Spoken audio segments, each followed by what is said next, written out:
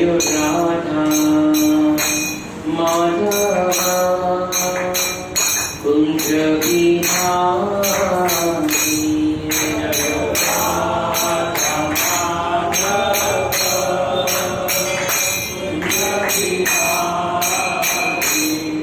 जय राधा माधवा कुंज बिहारी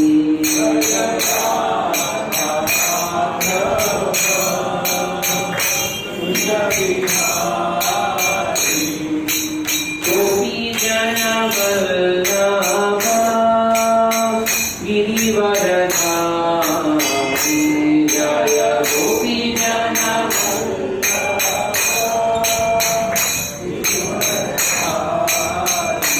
जय गोपी जन वल्लभा गिरिवरधारी जय गोपी जन वल्लभा गिरिवरधारी यशोदानंदन व्रज जनानंदन यशोदानंदन व्रज जनानंदन यशोदानंदन व्रज जनानंदन यशोदानंदन व्रज जनानंदन जमुना तीरा वनचारी यमुना तीरा वनचारी यमुना तीरा वनचारी यमुना तीरा वनचारी जय राधा माधवा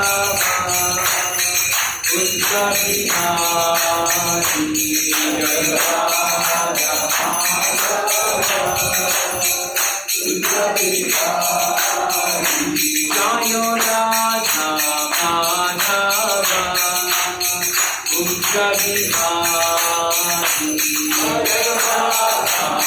माधवा कुंज बिहारी जय राधा माधवा कुंज बिहारी जय राधा माधवा कुंज बिहारी जय ओम विष्णुपाद परमहंस करीब जगचार्य अष्टोत्तर सदस्य श्रीमान लविंग डिवाइन ग्रेस केसी भक्ति वेदांत स्वामी श्रील प्रभुपाद की जय ओम विष्णुपाद परमहंस करीब जगचार्य अष्टोत्तर सदस्य श्रीमान लविंग डिवाइन ग्रेस भक्ति सिद्धांत सरस्वती गोस्वामी महाराज श्रील प्रभुपाद की प्रेम से कहो श्री कृष्ण चैतन्य प्रभु नित्यानंद श्री अद्वैत गदाधर श्रीवास आदि गौर भक्त वृंद की जय। श्री श्री राधा कृष्ण गोपीनाथ श्याम कुंड राधा कुंड गिरि गोवर्धन की जय। ब्रजभूमि वृंदावन धाम की जय। मायापुर नवद्वीप धाम की जय। पुरुषोत्तम क्षेत्र श्री जगन्नाथपुरी धाम की जय। अयोध्या साकेतपुरी धाम की जय। समवेद भक्त वृंद की जय। All glorious assembled devotees, Hare Krishna. The glorious assembled devotees, Hare Krishna. Glorious assembled devotees, Hare Krishna. Glories of glories of glories to Shri Guru and Shri Gauranga.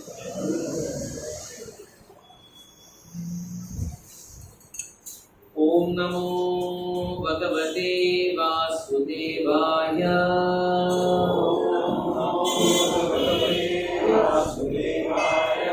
Om Namo Bhagavate Vasudevaya. Om Namo Bhagavate Vasudevaya.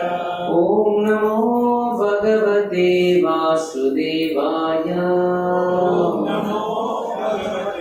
Vasudevaya.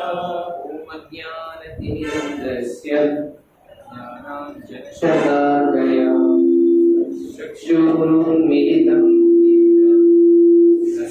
Shri Gurave Namaha. Shri Chaitanya Krishna Sthapitam Yena Bhutale Swayam Rupa Gadamahyam Madaki Swapadantikam Vande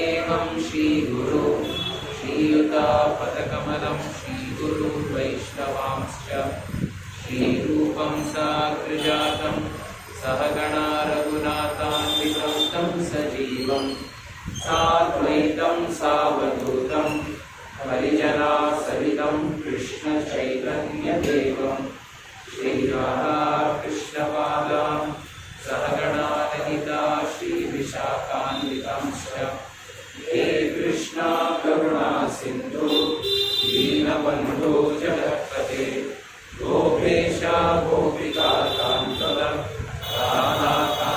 नमोऽस्तुते तप्तकाञ्चन गौराङ्गी Radhe Vrindavaneshwari विश्वानुसुते देवी प्रणमामि हरिप्रिये वाञ्छाकल्पतरुभ्यश्च कृपासिन्धुभ्य एव च पतितानां पावनेभ्यो वैष्णवेभ्यो नमो नमः। नमः ॐ विष्णुपादाय कृष्णप्रेष्ठाय भूतले श्रीमते भक्तिवेदान्त स्वामीति नामिने। नमस्ते सारस्वते देवे गौरवाणी प्रचारिणे निर्विशेषा शून्यवादी पाश्चात्यदेशतारिणे। जय श्री कृष्ण चैतन्य प्रभो नित्यानंद श्री अद्वैता गदाधर श्रीवासादि गौरभक्तवृंद। हरे कृष्णा कृष्णा कृष्णा हरे हरे हरे राम राम राम हरे हरे हरे कृष्णा कृष्णा कृष्णा हरे हरे हरे राम राम राम हरे हरे हरे कृष्णा कृष्णा कृष्णा हरे हरे हरे राम राम राम हरे हरे।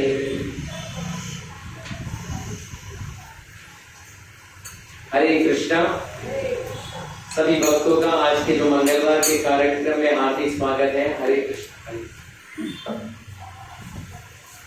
आज आप आपके अमूल्य समय भगवान का कथा कीर्तन श्रवण करने के लिए उपयोग किए हैं और यहाँ पे आकर उपस्थित हुए हैं। मैं अंतर्राष्ट्रीय कृष्ण भावनामृत संघ की तरफ से आप सबका हृदयपूर्वक स्वागत करता हूँ। हरे Krishna. I welcome all the devotees present here. हरे कृष्णा। तो मेरा प्रश्न ये है कि हम आप लोगों को प्रश्न बताएं, लेकिन मुझे उत्तर चाहिए। वैसे भी अंगद प्रभु राम के इससे बोलने गए थे कि युद्ध मत करना, सीता मैया को छोड़ दो तो आपका क्रियाकर्म अभी कर लो, आगे कुछ बचेगा। अच्छा, श्राद्ध कर्म अभी कर लो क्योंकि आपको करने वाला कोई होगा नहीं, इसलिए। Okay, very nice. माता है राइट, जहाँ प्रभु जी पूरे वहीं पे थे। वानर सेना, the population, माता है। What was the population of the Vanara Sena?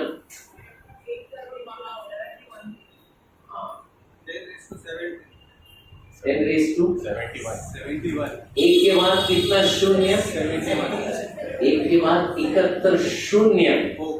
वो जैसे शुभ और शारण रावण को बताते हैं, बोलते एक इनका जरा गणना बताना, हाउ मच, कितने हैं ये, तो लोग बताना शुरू कर देते हैं।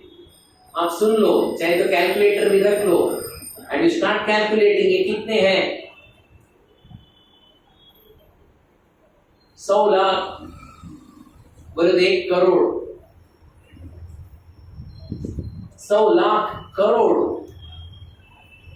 बोले तो एक शंकु।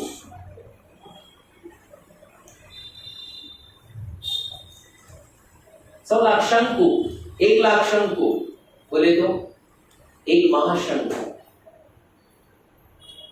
1 लाख महाशंकु एक वृंदा, 1 लाख महावृंदा, 1 लाख वृंदा इज इक्वल टू एक महावृंदा। 1,00,000 महावृंदा इज कॉल्ड वन पद्मा। 1,00,000 पद्मा इज वन महापद्मा। 1,00,000 महापद्मा इज इक्वल टू वन खरवा, और 1,00,000 खरवा इज वन महाकरवा। 1,00,000 महाकरवा इज कॉल्ड वन समुद्र। 1,00,000 समुद्र इज कॉल्ड एक को। 1,00,000 को इज कॉल्ड एक माओ। महाराज प्रभु राम के सेना में 100 करोड़ माओ वानर उपस्थित है। कोई भी क्षण में ये दीवार को छलांग मारकर अंदर प्रवेश करेंगे। आपके पास सिर्फ 2 ही विकल्प है। What are 2 options? मां सीता को सम्मान पूर्वक प्रभु राम के हाथ में छोड़ दो, या तो राम नाम सत्य है, मर जाओ। फिर जैसे प्रभु जी ने बताया अंगद को भेजा जाता है लास्ट। प्रभु देखिए नीति में 4 नीति होती है, साम दान वेद दंड। प्रभु राम आखिर में सोचते शायद अभी रावण अपने आप को सुधारेगा, तो आखिर में किसको बेचते? जाके उसको समझाओ, अंगद को बेचते। लेकिन वो नहीं सुनता है। अंगद बोलते प्रभु लातों की भूत है, बातों से नहीं मानते। तब वो राम बोलते हैं आक्रमण आक्रमण आक्रमण आक्रमण। कितने वानर सेना, कितने लोग आक्रमण साथ में जा रहे हैं? जय श्री राम आक्रमण। कितने? 1,00,000 माओ, 100 करोड़ माओ, यानी एक के बाद 71 शून्य जो संख्या है। वानर एक साथ चढ़ाई बोल देते हैं। प्रभु राम बोलने से पहले एक इंस्ट्रक्शन दे दे। देखिए आप सबको एक one instruction, rules and regulation. कभी आप वानर को कभी रूल्स एंड रेगुलेशन बता सकते, लेकिन भगवान बताते। देखिए सबसे बहुत प्रथम रूल एंड रेगुलेशन है, आप सभी आपका जो रूप है, असली रूप है, वो रूप से आप युद्ध करो। अपना रूप मत बदलना। ये राक्षस सेना अपने रूप को बदलते रहेंगे गिरगिट की तरह, लेकिन आप अपना रूप मत बदलना। मनुष्य सिर्फ 7 मनुष्य यहाँ पे युद्ध करेंगे, बाकी सब वानर होंगे। वो 7 कौन होंगे? मैं और लक्ष्मण, एक विभीषण, विभीषण के 4 साथी, अनला, अनिला, संपाति, हर। हम 7 मनुष्य रूप में युद्ध करेंगे, बाकी सब एज इट इज यथा रूप, जश्य तशी, जो वानर रूप आपको मिला है वही रूप में आप युद्ध करेंगे। भगवान ये कैसा क्यों बोलते हैं? कोई बता सकते हैं? I wanted this, ये रूप में ही आप युद्ध करेंगे। Don't change your form. कोई बता सकते क्यों? हाँ हाँ, आइडेंटिटी। ओके, क्योंकि वहां पे आधार कार्ड। Okay, very good. और कुछ? राक्षस भी रूप बदलेंगे, लेकिन आप अपना रूप मत बदलना। सब लोग को पता चलना चाहिए राक्षस ने वानर का मार खाया। ये बहुत अच्छी बात बोला है। प्रभु जी तो वेरी ब्यूटीफुली बताता है प्रभु। सबको इतिहास को पता पड़ना चाहिए कि राक्षसों ने किसका मार खाया? वानरों का मार खाया। और युद्ध के बाद जब युद्ध में हम जीतेंगे, श्रेय किसको मिलना चाहिए? वानर सेना को श्रेय मिलना है। इसलिए आप अपना रूप कदापि मत बदलेगा। सभी बोलते हैं हाँ प्रभु, कोई भी हो हालत में हम अपना रूप नहीं बदलेंगे। युद्ध शुरू हो जाता है। उस समय कई राक्षस जाके रावण को बताते, महाराज अभी भी समय है, युद्ध अभी शुरू हुआ, अभी भी हम सीटी बजा के रोक सकते हैं। कुछ सोचना है तो अभी भी सोच लीजिए कि वानरों की संख्या असंख्य, आप गणना नहीं कर सकते हो। वो अंदर प्रवेश कर रहे, दीवार लांघकर अंदर प्रवेश कर रहे, हम कहीं से भी भाग नहीं सकते। तो रावण टेरेस के ऊपर जाता है और देखता है ये इतना बड़ा सैन्य है, तो इनका विनाश कैसा होगा, क्या करें। प्रभु राम द्वार पे खड़े हैं, वो लंका की तरफ देख रहे हैं। लंका की तरफ देखकर वो सोच रहे हैं कि ये लंका में मेरी अर्धांगिनी को कैद किया गया है। कौन? किसको? सीता।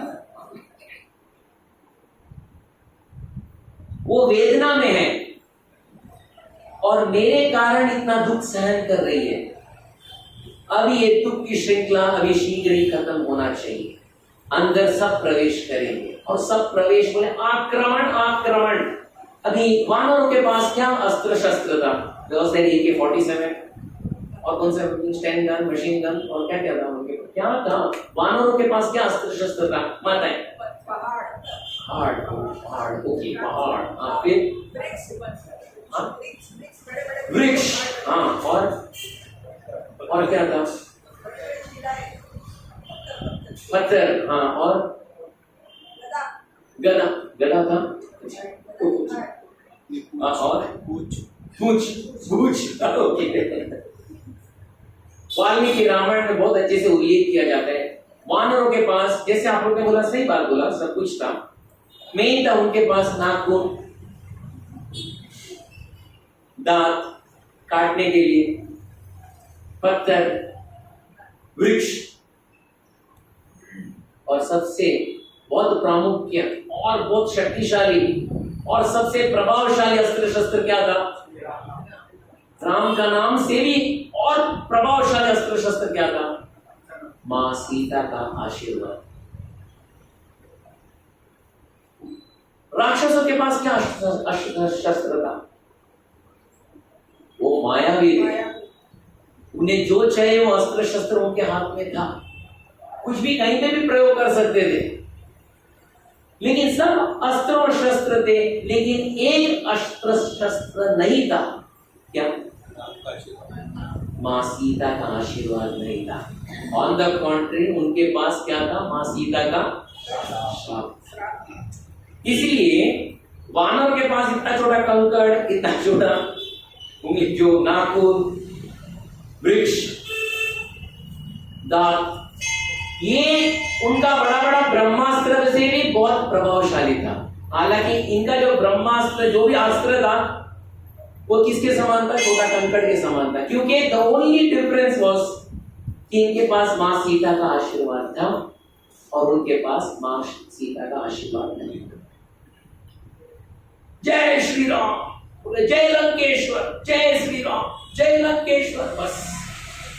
और वो फ्री फॉर ऑल था। फ्री फॉर ऑल समझे? फ्री फॉर ऑल, जो मिला उसको मारो। अभी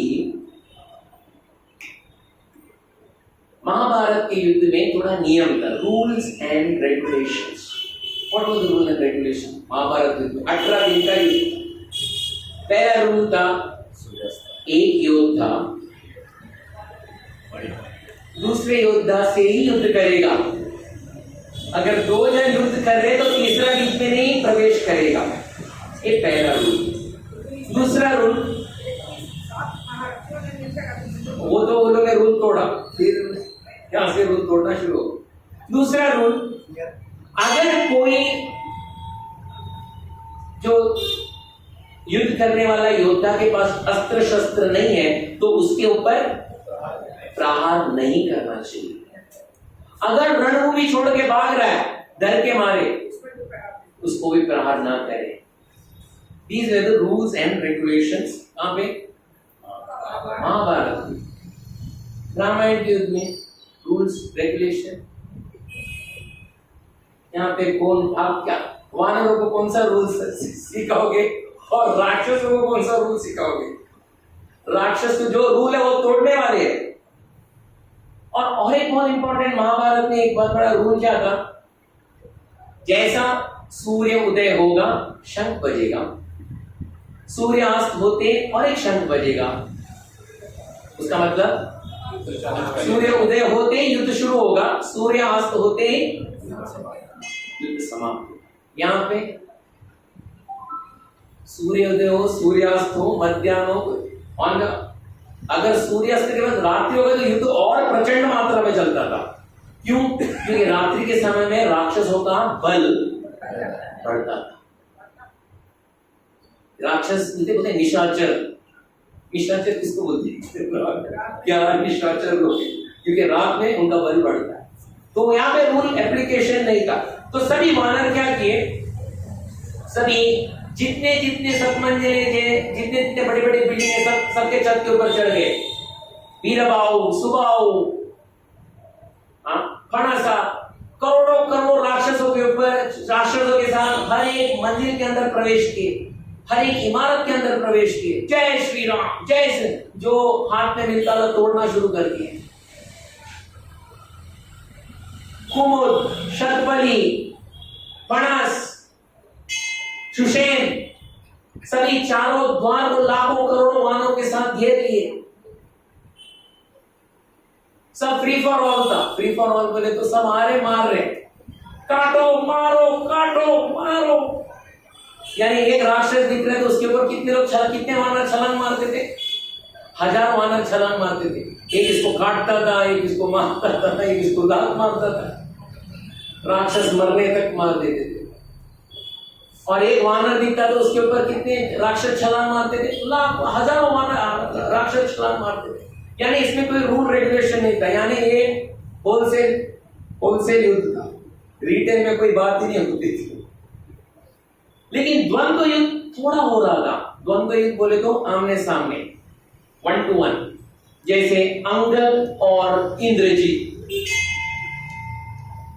और सुग्रीव और प्रहस्ता, हनुमान और जम्बूमाली, विभीषण और एक राक्षस था शत्रुघ्न, लक्ष्मण और विरूपाक्ष, प्रभु राम, ये 4 राक्षसों के साथ भिड़ रहे थे।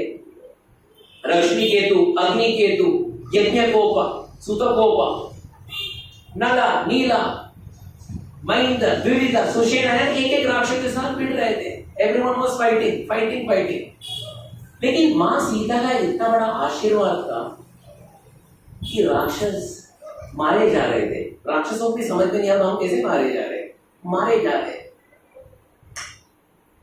उस समय प्रभु राम और एक रूल बताए थे सबका। एक बहुत प्रमुख रूल है रामायण में, क्योंकि जैसे सब मारे जा रहे थे, काटे जा रहे थे, वहां पे एक नदी बहना शुरू कर दिया। कौन सा नदी का एक उद्गम स्थान हुआ? कौन सा नदी? खून का नदी बहना शुरू हुआ। उसमें रक्त मांस का कीच जम गए। उसमें राक्षसों का भी शव तैर रहा था और वानरों का भी शव तैर रहा था। प्रभु राम ने एक स्टैंडिंग रूल लिखा था इनको, वानरों को बता दिया कि एक समय में जब युद्ध होगा कई शव गिरेंगे, लेकिन आप लोग कोई भी शव का अपमान ना करना। आप समझे मैं क्या बोलूं? वानरों का शव हो तो सम्मान पूर्वक उठाकर एक जगह में रख देना। अगर राक्षसों का शव हो उसको भी सम्मान पूर्वक उठाकर एक जगह में रख देना। अंत्येष्टि वानरों का अभी मत करना। कौन बोले? अंत्येष्टि मत करना। वानर सोच रहे थे कीचड़ में मरे जा रहे, गला कटा है, कई लोग का पेट कटा है, मरे हुए, अगर ऐसे रख दे और उसका अंत्येष्टि नहीं किया तो क्या होता है? महामारी फैलेगी और बदबू आएंगे। लेकिन रामायण में इसका उल्लेख है, वानरों का शव या वानरों का एक टीम ही था, जो भी मरे जा रहे थे, कटे जा रहे थे, उनको एक आदर और सम्मान पूर्वक उठा के रखते थे। जो भी राक्षस भी कटे जा रहे थे, मरे जा रहे थे, उनको भी उनका शव भी लेकर आदर और सम्मान पूर्वक, जो एक योद्धा को योग्य बनता है, एक जगह में रखते थे। आपको पता है दुर्गंध एक शव से भी नहीं आ रहा था। क्यों? सब कटे हैं, सब पड़े हैं, दुर्गंध एक शव से भी नहीं आ रहा था। क्यों? क्योंकि प्रभु राम वहां पे विराजमान। सभी रख रहे थे, वानरों का शव रख रहे थे, सब प्रार्थना कर रहे थे कि वीर गति को प्राप्त हुआ है। लड़ते लड़ते अपना शरीर को त्याग किया, वीर गति को प्राप्त किया। जैसे रख रहे थे और एक जगह में राक्षसों का शव रख रहे थे, जब वानर पीछे मुड़ के देखे, वानरों राक्षसों का एक शव भी नहीं है। ये क्या है? हमने यहाँ पे हजारों की संख्या में वानरों का शव भी रखा था और वहां पे हजारों की संख्या में राक्षसों का शव रखा था, लेकिन पीछे मुड़ के देखते हैं तो राक्षसों का शव गायब। फिर वानरों को मालूम पड़ा ये रावण की रणनीति थी। वो क्या करता था, जो राक्षसों का शव, जो राक्षस मारे जाते थे, आहिस्ता वो शव को अपने सैनिक को बोलता था खींचो, एक पत्थर बांधो और समुद्र में डाल दो। पत्थर बांध के समुद्र में डाल दो। क्यों? क्यों? मोरल डाउन किसका? वानर से दोनों का। कभी गिनती होती है कितने लोग मारे गए हमारे, तो वानरों में हमारे तो 1000, राक्षसों को तो कोई है ही नहीं। यानी उसी समय मनोबल तभी टूट जाता है, यानी हम ही लोग मारे जा रहे हैं। क्या राक्षस अब चिरंजीव है?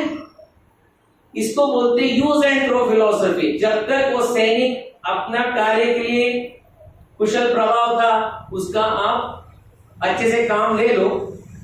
जिस दिन निष्प्रयोजक होगा उसको पत्थर डाल के कहां में डालो?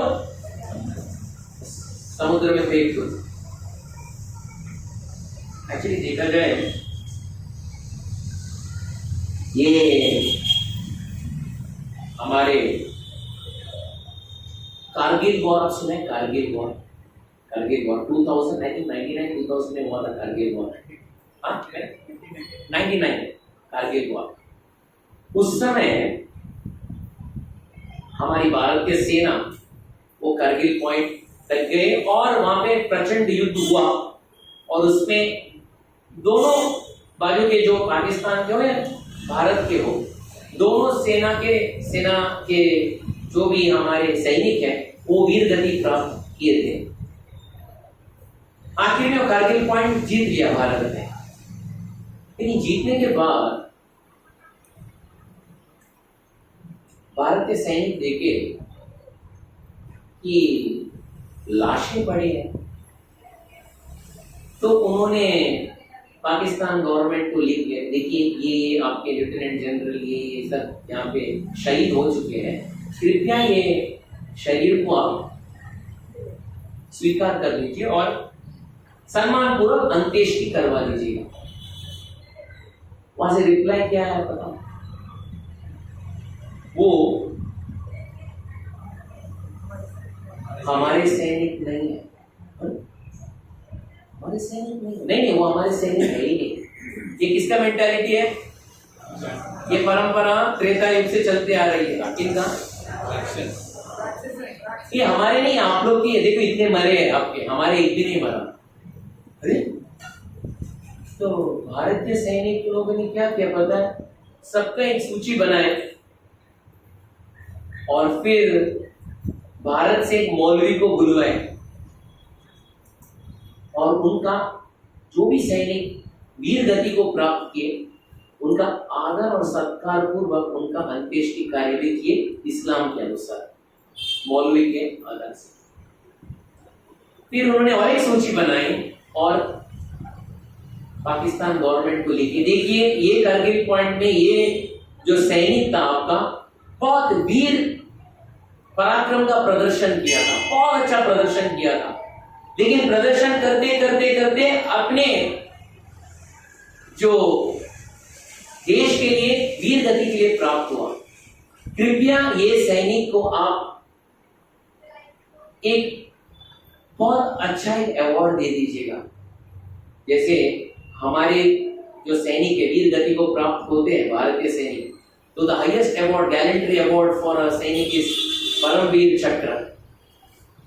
और पाकिस्तान का रहता है कुछ निशान-ए हैदर, तो बोले ये निशान-ए हैदर से ये जो सैनिक को नवाजा जाए, बिकॉज उसने बहुत अच्छा पराक्रम का प्रदर्शन किया।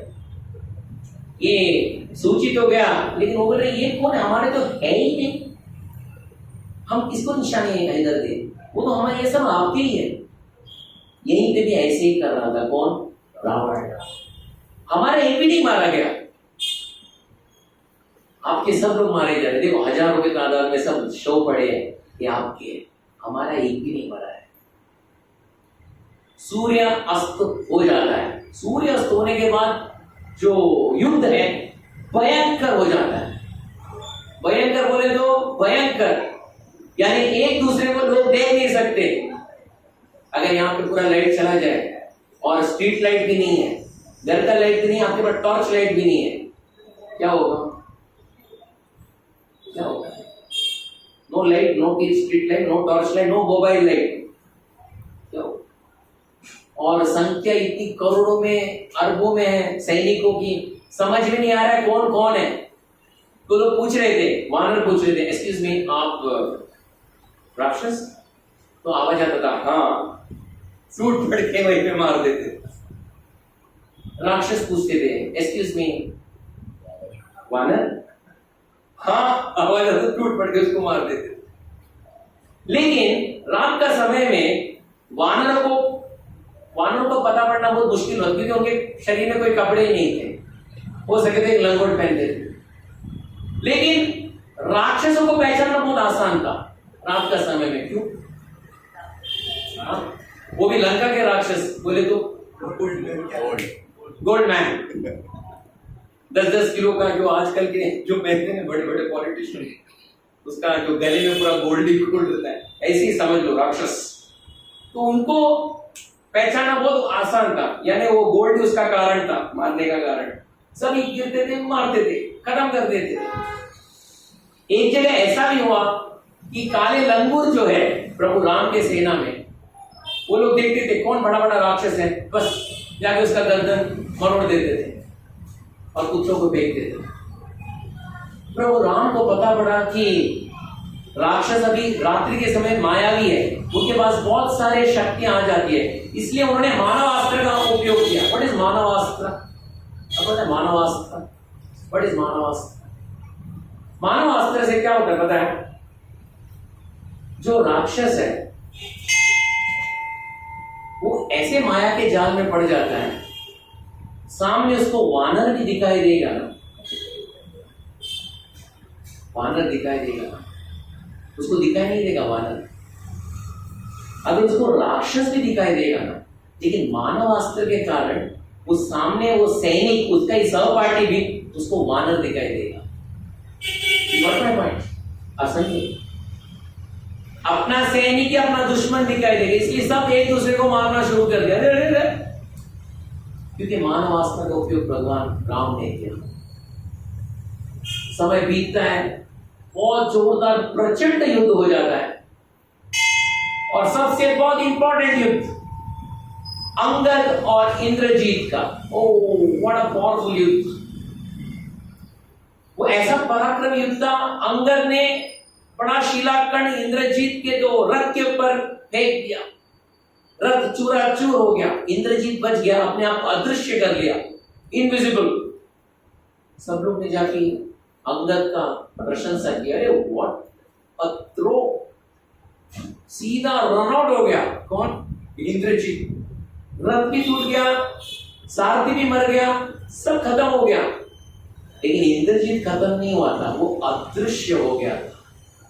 उस समय इंद्रजीत अपने माया जाल से सर्पास्त्र का उपयोग करता है और वो निशाना प्रभु राम और लक्ष्मण के ऊपर करता है। उसको नागास्त्र भी बोलते, सर्पास्त्र भी बोलते। ये अस्त्र वो ब्रह्मा जी से बहुत तपस्या के बाद उपार्जित किया था। जब इसका उपयोग प्रभु राम और लक्ष्मण के ऊपर करता है, बाणों की वर्षा होती है प्रभु राम और लक्ष्मण के ऊपर। और ये सर्पास्त्र इतना अनोखा था, जब ये सर्पास्त्र प्रभु राम के शरीर को स्पर्श करता है, आर पार करता है। आर पार करने के बाद जो बाण है अपना रूप बदल देता है, वो सर्प बन जाता है और प्रभु राम को बांधना शुरू कर देता है। ऐसा एक बाण नहीं, लाखों बाण प्रभु राम और लक्ष्मण के ऊपर वो उपयोग करता है। बाणों की वर्षा होती है। प्रभु राम बोलते हैं, हनुमान इंद्रजीत कहाँ है, उसको जरा ढूंढ दो। हनुमान हवा में उड़ जाते, कहाँ है इंद्रजीत? इंद्रजीत एकदम इनविजिबल मैन, वो अदृश्य होके खड़ा है। हनुमान जी बोलते, ढूंढा प्रभु जी, कहीं पे भी नहीं मिल रहा है। बस वो बाणों की वर्षा करते जा रहे। प्रभु राम बोले, ढूंढो उसे। उतना बोलते प्रभु राम के हाथ से जो उनका धनुष्य था, कोदंड, वो फिसल जाता है। लक्ष्मण के हाथ से जो धनुष्य था वो भी फिसल जाता है। और दोनों प्रभु राम और लक्ष्मण वहीं पे, कहां पे? रणभूमि में धराशायी हो जाते हैं, बाणों की शैया में धराशायी हो जाते हैं। सब जगह सर्प घूम रहे हैं, एक अंगुल मात्र, एक जगह भी नहीं। अंगुल, what is the meaning of अंगुल? 1.7 centimetre space is also not left. उतना बाणों की वर्षा हुई है। सभी वानर चकित हो जाते हैं, ऐसा प्रभु राम को हुआ, ये वो प्रभु राम को। अपना युद्ध वहीं पे रोक देते हैं, गौर से देखते। प्रभु राम और लक्ष्मण श्वास ले रहे हैं, बहुत धीमी गति से ले रहे हैं, अचेत से हो गए हैं। और रात्रि का समय है, एक दूसरे को देख नहीं सकते। और आकाशवाणी होता है। आकाशवाणी बोले तो इंद्रजीत का ही आवाज। वो बोलते हैं, देखा, मरे गए, राम और लक्ष्मण मर गए, यमलोक की ओर प्रस्थान कर रहे हैं। ये अस्त्र को ब्रह्मा जी भी नहीं रोक सकते, शिव जी भी नहीं रोक सकते, इंद्र भी नहीं रोक सकते। ये अभी मारे जाएंगे। और बोलते हैं, आज के बाद मेरे पिताजी को एक अच्छा नींद आ जाएगा। किसको? रावण, क्योंकि ये तो मारे गए। कोई आवाज सुनाई दे रहा है, लेकिन वो है क्या तुम्हें पता नहीं पड़ रहा है। सभी वानर प्रभु राम को और लक्ष्मण को घेर के खड़े हैं। ये देखकर इंद्रजीत जितने वानर थे उनके ऊपर भी वार कर देता है। हनुमान जी के ऊपर 10 बाण, अंगद के ऊपर 2-3 बाण, सुग्रीव के ऊपर, सबको, सब एकदम घायल हो चुके हैं, लेकिन प्रभु राम को घेर के खड़े हैं। उस समय विभीषण आते, बोलते डरने की कोई बात नहीं। ये राक्षसों की मायावी जो अस्त्र शस्त्रों का उसने कूटनीति से उसका उपयोग किया है। आप कोई मत डरो, प्रभु राम को पता है ये अचेत जो अवस्था से बाहर कैसा निकलना। आप लोग तनिक मात्र भी विचलित ना हो जाओ। सुग्रीव बोलता है, मुझे पता है विभीषण जी, लेकिन मैं क्या करूं, प्रभु राम अचेत है, पहली बार मैं देख रहा हूं अचेत अवस्था में। वो रो रहा है। विभीषण उसका आंसू पहुंचते हैं, नहीं प्रभु राम वापस आएंगे, कोई प्रॉब्लम नहीं। फिर ये क्या हो रहा है? सब जगह सर्प उनको बांध के रखे, नागपाश से बंधे हुए, हमें इसका उत्तर पता नहीं, क्या करें। और वो ही नहीं, संपूर्ण वानर सेना इतर तितर बितर हो चुका है, क्योंकि मुखिया गिर गए तो सेना का क्या हाल होगा। सब भाग रहे, सब वानर भाग रहे। कितने वानर भाग रहे? 100 crore. How many crore? 100 crore. 100 crore वानर, यानी जो बचे कुछ है, जो मरे हैं वो साइड में, जो वहां पे सब भाग रहे। अभी विभीषण बोलते, ठीक है, उनको मनोबल मैं बढ़ाता हूं। तो सीधा रणभूमि में प्रवेश कर बोलते, रुको। प्रभु राम अभी थोड़े समय के लिए, ये इनकी लीला है, आ जाएंगे, लीला से बाहर आएंगे, उसका कोई विचलित मत हो जाओ, जो स्थान है वहीं पे खड़े रहो, सिर्फ प्रभु राम और प्रभु लक्ष्मण का रक्षा करते रहो, बस और कुछ नहीं। यहां से इंद्रजीत और एक आकाशवाणी करता है, राक्षसों हम युद्ध जीत गए, ढोल ताशा बजाया जाए, पटाखे फोड़ा जाए, मिठाई बांटा जाए, राम और लक्ष्मण का वध हो गया है। वहां पे शुरू होता है क्रैकर बर्स्टिंग एंड ढोल ताशा शुरू। वानरों को समझ में नहीं आती ये क्या हो, ये क्या हो। इंद्रजीत ये खुशखबरी किसको देने के लिए जाता है? राम हुई बेटा, मैं सोचा इतना बड़ा सेना को कैसा मार सकते, तूने यार इतना जल्दी लोग तमाम कर दिया। पिताजी डरने की बात नहीं, वो हम लोग में प्रस्थान कर चुके हैं, आप आराम का नींद सो जाइएगा, कोई प्रॉब्लम नहीं, ये वन हम लोग जीत गए, ये वॉर जीत गए, हम जीत गए। तभी रावण बोलता है अच्छा वो अशोक वाटिका से जो मुख्य राक्षसी है उनको जरा बुलाओ यहाँ पे। कौन है राक्षसिया अशोक वाटिका में? त्रिजटा, वेरी गुड, उनको जरा बुलाओ। तो त्रिजटा आई, वो बोले देखो अभी अशोक वाटिका से तुम आए हो, वो सीता को बोलो वो पुष्पक विमान में बैठे और पुष्पक विमान में बिठाकर उसको कहाँ लेके जाओ? युद्ध भूमि में, और वो जगह में लेके जाओ कहां पे? राम और लक्ष्मण का वध हो चुका है, वध हो चुका है, उसको वध उनका वध मुझे बता दो, और उसको अरे भी बोल दो अभी इसके पास कोई विकल्प नहीं है, there is no other option, एक ही विकल्प है, सहायता चाहिए, आश्रय चाहिए, किसके पास आना है? रावण के पास। डोर इज ओपन, मंडप तैयार है, शादी करने के लिए हम अभी तैयार हैं, अभी बोल दो, अभी इसको लेके जाओ। त्रिजटा बोलती है सीते प्रभु राम और लक्ष्मण का वध हो चुका है। सीता वहीं पे मूर्छित हो जाती है, कैसे भी करके उनको उठाकर कैसे भी करके उन्हें पुष्पक विमान में बिठा देते हैं और पुष्पक विमान बढ़ जाता है, आगे बढ़ता है और रणभूमि में संपूर्ण रणभूमि का दर्शन मिल जाता है सीता को। एक जगह में ढोल ताशे बज रहे हैं, पटाखे फूट रहे हैं, और एक जगह में सभी वानर रो रहे हैं, प्रभु राम और लक्ष्मण को घेर कर रो रहे हैं। तो मां सीता बोलती है क्या मैं क्या अभागिन हूं, सामुद्र लक्षण के पंडित पहले से बताते थे मुझे कि तुम्हारे पति का दीर्घ आयु होगा, तुम्हारा गृहस्थ आश्रम बहुत अच्छा होगा। आज उनका भविष्यवाणी झूठा साबित हो गया, क्योंकि आज मेरे प्रभु धराशायी होकर वीर गति को प्राप्त हुए। सीता सोचने लगी ये दोनों महावीर के पास तो सभी अस्त्र शस्त्र के सभी ज्ञान है, क्या उसका कोई इस्तेमाल नहीं करते, ऐसे ही मारे गए। वो सोचने लगी अगर ये जो सूचना अगर मां कौशल्या सुनी तो उसका क्या दशा होगा। वो वृद्ध है, वो अपने आप को सहन नहीं कर पाएगी, ताबड़तोड़ शरीर से आत्मा निकल जाएगी। इतना बोलकर रो ही रही थी, प्रभु राम और लक्ष्मण को देखकर रो रही थी। तभी त्रिजटा उनके कान पे बोलती है देखो पुत्री, एक बात गौर से सुनो,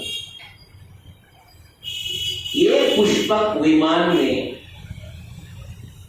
विधवा प्रवेश नहीं कर सकती। इसका मतलब राम और लक्ष्मण जीवित हैं। यही नहीं, देखो ये वानरों को देखो, वो लोग हैं, मनोबल थोड़ा नीचे है, लेकिन वो सब जगह प्रभु राम को और लक्ष्मण को घेर के खड़े हैं। कोई मृत शरीर को इतना घेर के खड़े नहीं रहते हैं। और दूसरा देखो उनका श्वास भी चल रहा है, ये संकेत दे रहा है कि वो अभी भी जीवित है, वो विष्णु है, अपना पराक्रम जरूर दिखाएंगे। तुम सिर्फ प्रार्थना करती रहो बेटी, प्रभु राम आगे का कार्य करते जाएंगे, मेरे ऊपर विश्वास करो, मैं झूठ नहीं बोलती। कौन बोलते? फिर था। सीता बोलती आप बोलते हो मुझे विश्वास हो रहा है। बोलते चलो बैठ जाओ पुष्पक में और अशोक वाटिका में जाते। अशोक वाटिका में छोड़ दे। सीता वहां रो रही है। वानरों को समझ में नहीं आ रहा है क्या व्हाट टू डू, क्या करना चाहिए। प्रभु राम और लक्ष्मण अचेत गिरे हैं, क्या करना चाहिए, क्या करना चाहिए। उसी समय प्रभु राम को चेतना आ जाती है। He gets conscious. बोलते लक्ष्मण लक्ष्मण लक्ष्मण, क्योंकि हर बार के लिए प्रभु राम लक्ष्मण का ही नाम लेते। Lakshman Lakshman Lakshman Lakshman is unconscious. लक्ष्मण कोई वानर कोई बोल नहीं रहा है, सभी रो रहे हैं। लक्ष्मण लक्ष्मण, अगर लक्ष्मण को कुछ हुआ तो ये युद्ध में नहीं कर सकता। ये लक्ष्मण मेरे लिए जब 14 साल का वनवास किसको दिया गया था? राम, मुझे दिया गया था। राम बोलते मुझे दिया गया था, लेकिन मेरे पीछे पीछे कौन आया? लक्ष्मण। ये 14 साल में मेरे लिए वनवास नहीं था, मेरे लिए उल्लास था। वनवास किसके लिए था? लक्ष्मण के लिए। क्योंकि 14 साल ये महापुरुष ने एक क्षण के लिए भी नींद नहीं किया था, एक क्षण के लिए। तपस्या का मूर्ति है ये लक्ष्मण। और आज अगर लक्ष्मण को कुछ हुआ तो ये मैं युद्ध को आगे नहीं बढ़ा सकता। तभी एक बात बोलते हैं प्रभु राम, बहुत अच्छी बात है, ये वाल्मीकि रामायण में इसका मूल्य क्या है। सत्य सीता समानारी प्राप्तुम लोके विचिन्वतः, न लक्ष्मणो समो भ्राता सजीवा संप्रयायिकः। सत्य सीता समानारी प्राप्तुम लोके विचिन्वतः। मैं इतना युद्ध किसके लिए किया? सीता के लिए। लेकिन मुझे उतना विश्वास है, सीता जैसी नारी मुझे ये लोक में भी नहीं मिली तो अन्य लोक में मुझे मिल सकती है। सत्य सीता समानारी प्राप्तुम लोके विचिन्वतः, न लक्ष्मणो समो भ्राता। इसका मतलब लक्ष्मण के समान भ्राता मुझे तीनों लोग या कितने भी जन्म भी लोग मुझे ऐसा भ्राता नहीं मिलेगा। आज तक ये व्यक्ति ने मुझे कठोर शब्दों से कभी संबोधित नहीं किया, मैंने कठोर शब्दों में संबोधित किया हूं, ये कठोर शब्दों से संबोधित नहीं किया। रण क्षेत्र में कार्तवीर्य अर्जुन से भी एकदम प्रबल है लक्ष्मण, लेकिन आज धराशायी होकर यहाँ पे लेटे हैं। अगर लक्ष्मण को चेतना नहीं आई तो युद्ध यहीं पे समाप्त हो गया है। तभी प्रभु राम सुग्रीव को बुलाते हैं। किष्किंधा के राजा सुग्रीव वो रोते आ रहे, बोलो प्रभु। सुग्रीव अपनी सेना लेकर, सभी वानरों को लेकर वापस किष्किंधा निकल जाओ। अंगद तुम किष्किंधा निकल जाओ, जांबवन तुम किष्किंधा निकल जाओ। जितने सारे लाखों वानर, करोड़ों वानर, 100 करोड़ महाभोग वानर है, सभी निकल जाओ। मैं आपका सबका ऋणी हूं क्योंकि आपने बहुत मेहनत किया। मैं आपका हाथ जोड़कर मैं आभार व्यक्त कर रहा हूं। इससे ज्यादा ये राम के पास देने के लिए कोई शेष भेंट नहीं है। आप लोग कृपया प्रस्थान करें। कहां पे? क्योंकि अगर रावण देख लिया तो आपकी निंदा करेगा, आपकी आलोचना करेगा, हाँ, आपका अपमान करेगा, आप लोग सहन नहीं कर पाओगे, आप चले जाओ, क्योंकि मेरा लक्ष्मण नहीं उठ रहा है। और दूसरी बात, सुग्रीव विभीषण को बोलना कि मैं क्षमा याचना कर रहा हूं। कौन क्षमा याचना कर रहे? प्रभु राम। क्यों क्षमा याचना? मैंने उसे एक वचन दिया था। क्या वचन? लंका के राजगद्दी में तुम बैठोगे, ये मैं पूर्ण नहीं कर पा रहा हूं, वो विभीषण को भी जरा बोल देना। और कृपया आप सब लोग कहां प्रस्थान करें? Kishkindha. Back to Hampi. Bridge तैयार है, आप चले जाइए। प्रभु राम सबको बोलते आप किष्किंधा प्रस्थान करें, लेकिन एक व्यक्ति को नहीं बोलते। किसको? हनुमान जी को नहीं बोलते, क्योंकि उनको पता लगा हनुमान जी को बोलेंगे भी तो भी हनुमान जी नहीं जाए, उनको पता था वो नहीं जाने वाले। तभी इतना बोलकर प्रभु राम वापस मूर्छित हो गए। सडनली मैसेज पास ऑन हो गया, प्रभु राम विभीषण को बुला रहे, विभीषण को। विभीषण कभी संपूर्ण सेना को सांत्वना दे रहे, कुछ नहीं सब बराबर होगा, कुछ नहीं बराबर होगा। प्रभु राम अभी सिर्फ अचेत हुए, अभी हो जाए। कहीं बोले एक्सक्यूज मी विभीषण जी, प्रभु राम आपका याद करें, उनको चेतना आ गई है। जैसा विभीषण को मालूम पड़ा कि प्रभु राम को चेतना आ गई है, विभीषण दौड़ना शुरू करके तलवार लेके। जब योग वेगता से वो दौड़ रहे थे, सभी वानरों को डर लगा कि ये जो दौड़ के आ रहा है तलवार लेके, ये शायद इंद्रजीत ही है। ये देखकर सभी वानर उठ भागना शुरू कर दिए। तो सभी जो सुग्रीव सब बोला, ये क्यों भाग रहे? तो अनाउंसमेंट किया गया, एक्सक्यूज मी, ये इंद्रजीत नहीं है, ये हमारे विभीषण है। विभीषण आते हैं, बोलते प्रभु राम का क्या समाचार था मेरे लिए?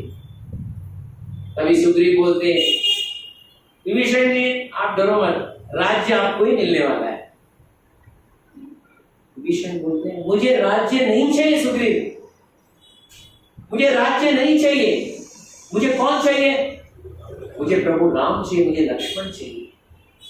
मुझे प्रभु राम चाहिए, मुझे लक्ष्मण चाहिए, मुझे और कुछ नहीं चाहिए। उतना बोलते वो रोने लगता है।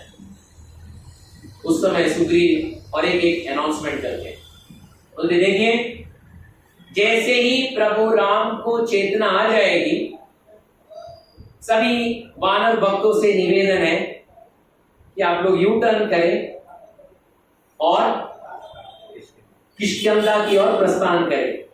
राजा बोल रहा है, I am your king, so you should listen to what I say. You turn करें और किष्किंधा की ओर प्रस्थान करें। मैं अकेला रावण का वध करूंगा और मां सीता को सम्मान पूर्वक लेके आऊंगा, ठीक है? उस टाइम सुषेण और एक वानर बोलते एक्सक्यूज मी, एक ऐसा युद्ध प्रत्यक्ष प्रमाण होकर साक्षी मैं भी हुआ था जब देवासुर संग्राम हुआ था लाखों साल पहले। वो सुषेण बोलते, वो एक बड़े स्पेशलिस्ट थे। उस समय असुरों ने सर्पास्त्र का इस्तेमाल किया था देवों के ऊपर, और ऐसा ही दशा हो चुकी थी जो आज राम और लक्ष्मण को आए, अचेत पड़े थे।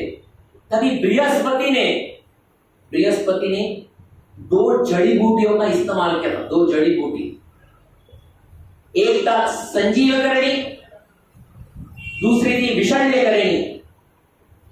ये दोनों जड़ी बूटी जो है चंद्र और द्रोण पर्वत के अग्रभाग पर है, और ये चंद्र और द्रोण पर्वत क्षीर सागर के तट पर है। जब मंथन हुआ था, कौन सा? समुद्र मंथन, तभी चंद्र और द्रोण पर्वत उद्भव हुए थे, और वो पर्वत के अग्रभाग में ये 2 जड़ी बूटी है। कौन सा? संजीवकरणी और विशल्यकरणी। हमारे तो स्पेशलिस्ट तो हमारे डॉक्टर साहब फनस हैं और डॉक्टर संपाती है, उनको पता है ये कैसे जड़ी बूटी है। उसको हम स्पर्श करें प्रभु राम और लक्ष्मण को, एकदम वापस बैक टू नॉर्मल हो जाएंगे। अभी क्वेश्चन ये है, कहां है? क्षीर सागर। और कहां पे पर्वत कौन से हैं? 2, द्रोण और चंद्र पर्वत। और कौन सा जड़ी बूटी का नाम? संजीवकरणी, विशल्यकरणी। संजीव करने से जो मरा हुआ व्यक्ति जीवित होता है, और विशल्य करने से जो गांव है वो भर जाता है। तो ये तो मैंने बता दिया। अभी ये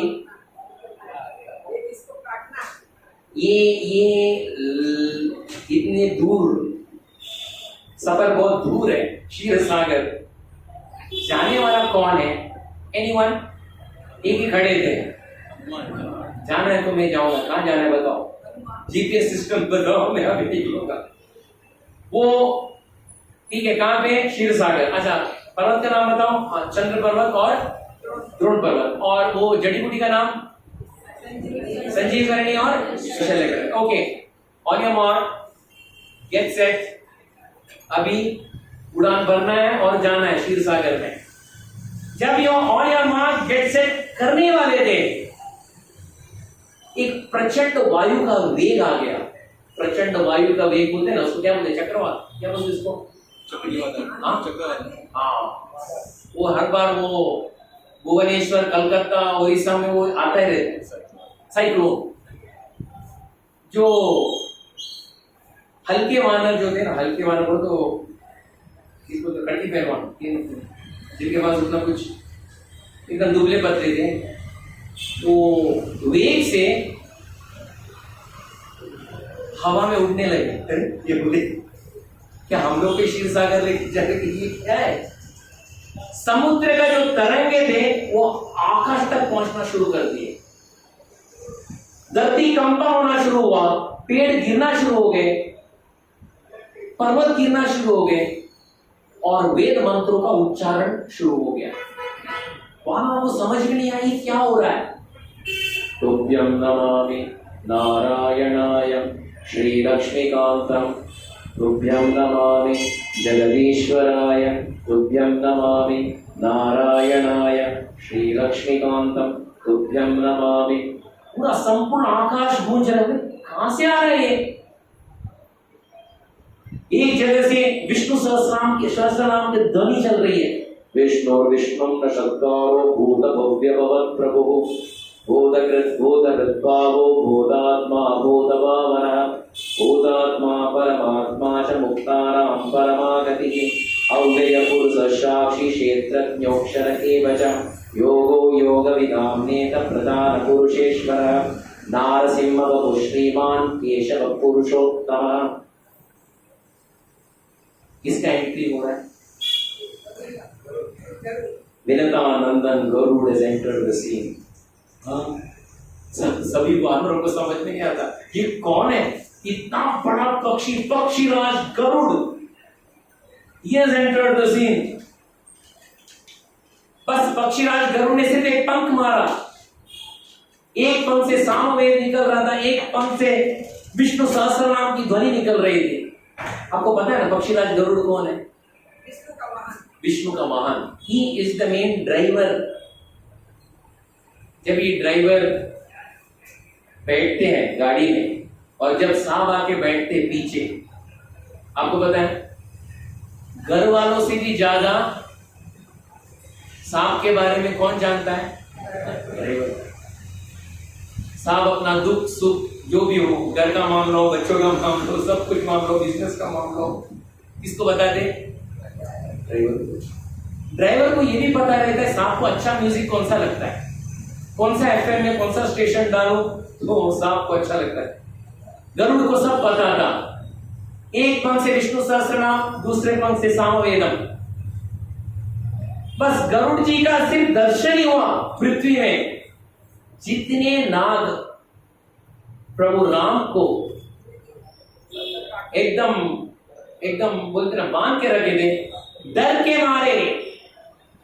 मारे पृथ्वी के अंदर प्रवेश करने लगे। यही नहीं, लंका में जितने सर्प थे सब डर के मारे पृथ्वी के अंदर प्रवेश करने लगे। यही नहीं, जितने समुद्र में थे सर्प वो भी अंदर प्रवेश किए, क्योंकि डर लगा था गरुड़ आ गए। गरुड़ जी इमीडिएट लैंडिंग गए और देखे प्रभु राम को, राम का जो मुंह है, जो मुखमंडल है, उसमें उन्होंने अपना हाथ घुमाया। लक्ष्मण जी के मुखमंडल में हाथ घुमाया, बस हाथ घुमाए, बस दोनों प्रभु एकदम खड़े, गेट सेट रेडी गो। शक्तिता दुगनी हो गई थी, शरीर का प्रभाव दुगनी हो गया था। उस समय प्रभु राम गरुड़ जी को देखते हैं और बोलते हैं आप इतने सुंदर हो, आप हो कौन? Garuda ji got the shock of his life. आप हो कौन? प्रभु, प्रभु मैं, आप मोबाइल में करके मुझे बुलाते ना, गाड़ी ये गली में लेके, गाड़ी को गली में लेके, आप आते, मैं गरुड़। अच्छा गरुड़। प्रभु ये कद्रू के बच्चे थे, कद्रू के बच्चे सर्प है, बहुत भयानक थे। मैं राइट टाइम में पहुंचा, अगर थोड़ा भी देर होता पता नहीं क्या होता। मैं राइट टाइम में पहुंचा, थोड़ा भी अगर देर होता पता नहीं क्या होता। ये कद्रू के बच्चे हैं, अभी आप सावधानी से युद्ध करो, ये पर कपड़ी है, कौन ये सब राक्षस सब कपड़ी है, और आप है ना बहुत सरल हृदय वाले हो और यही आपका अस्त्र है, लेकिन अभी आप सावधानी से युद्ध करो, लंका को आप जीत लेंगे। I wish you all the best, congratulations. भगवान ने गरुड़ को आलिंगन किए, गरुड़ उनका 3 बार प्रदक्षिणा किए दोनों का। संभाल के रहिएगा, अगर है तो मुझे कुछ बुला लीजिएगा। तुभ्यं नमामि नारायणाय श्रीलक्ष्मीकान्तं, तुभ्यं नमामि नारायणाय श्रीलक्ष्मीकान्तं। वापस अभी ढोल ताशा और पटाखे कहाँ बजना शुरू हो गए? वानर सेना में बजना शुरू हुए। बस वहां पे ढोल ताशा बंद हुआ, यहाँ पे ढोल ताशा चालू हुआ। गरुड़ जी लेफ्ट बैक टू वैकुंठ। हाँ, समय कितना है? 1000 साल पहले की एक घटना मैं बता रहा हूं, जस्ट 1000 years बिफोर। हमारे उत्तर भारत में वाल्मीकि जो रामायण निर्माण किए हैं वो संस्कृत में है।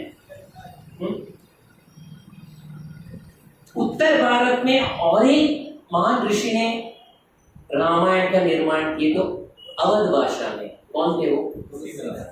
तुलसीदास जी उसका निर्माण किया, रामचरितमानस।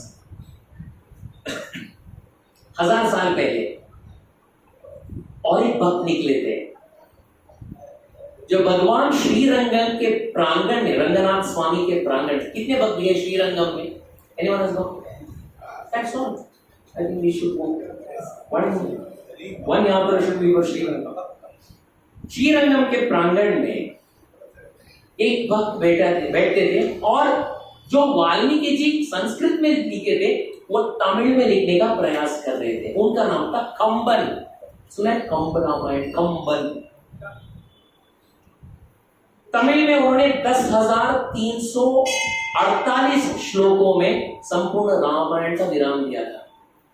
7 जो भाग है रामायण के, बालकांड, अयोध्या कांड, अरण्य कांड, किष्किंधा कांड, सुंदर कांड, युद्ध कांड, उत्तर कांड, ये तमिल में लिख दिए थे। 10,000 श्लोक का निर्माण करने, वो भी रंगनाथ के प्रांगण में, श्री रंगनाथ स्वामी के प्रांगण में।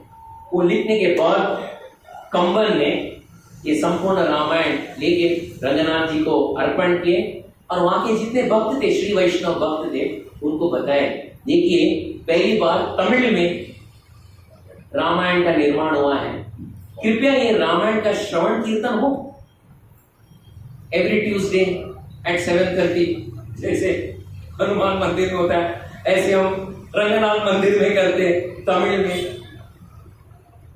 तो वहां के जो श्री वैष्णव ब्राह्मण जो थे, ऊर्ध्वपुंड्र ब्राह्मण, बोले देखो हम तो श्री वैष्णव हैं, हम श्री वैष्णव, हम रंगनाथ स्वामी की जय बोलने वाले हैं, हमें रामायण पता है, और सेकंड है हमारे पास